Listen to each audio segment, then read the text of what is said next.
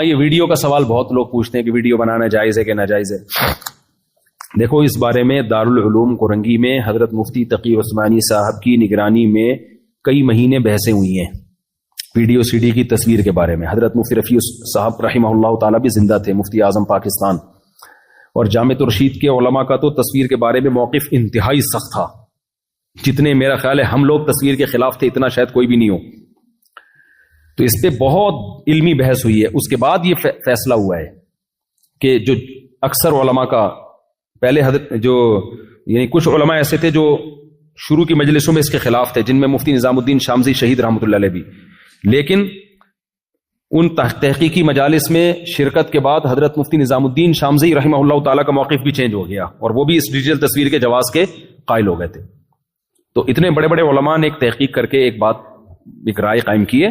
ٹھیک ہے، پھر بھی اختلاف ہے ہمارے اکابر کا، کچھ علماء ابھی تک اس کو ناجائز سمجھتے ہیں. تو رائے کا اختلاف تو میں نے بتایا نا صحابہ میں موجود تھا، اس میں کسی پہ طنز کی اجازت نہیں. باقی ہم اس کو جائز کیوں کہتے ہیں، بہت ساری وجوہات ہیں اس کی. پہلی بات یہ کہ اس کا تصویر ہونا محل نظر ہے. لوگ کہتے ہیں بھائی نبی صلی اللہ علیہ وسلم کی تو صحیح احادیث ہیں تصویر کے بارے میں. بھائی نبی کی جتنی حدیثیں تصویر کے بارے میں ملتے ہیں وہ پرنٹڈ تصویر کے بارے میں جو اس زمانے میں تھیں.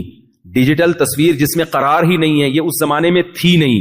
جب تھی نہیں تو یہ مسکوت عنہ ہے، خاموشی ہے اس بارے میں. ہمیں نہیں ملتا قرآن و سنت اس بارے میں رہنمائی. تو جب قرآن و سنت میں رہنمائی نہیں ملتی تو پھر اس میں اجتہاد کرنے کی اجازت ہے. نص کے خلاف اجتہاد جائز نہیں ہے جہاں نص ہی نہ ہو. اس کی آسان مثال میں دیتا ہوں. ہمارے ہاں اہل حدیث حضرات کہتے ہیں عام موزوں پہ مسح کرنا جائز ہے، کوئی شرط نہیں ہے کوئی اتنے موٹے ہو اتنے پیدل چل سکتے ہو. وہ دلیل کیا دیتے ہیں؟ بھائی حدیث میں آتا ہے جورب پہ نبی نے مسح کیا. جورب کسے کہتے ہیں؟ موزوں کو. ہم اس کا جواب میں کیا کہتے ہیں؟ بھائی جن موزوں پہ آپ مسح کے جواز کے قائل ہو یہ موزے نبی کے دور میں تھے ہی نہیں، استعمال ہی نہیں ہوتے.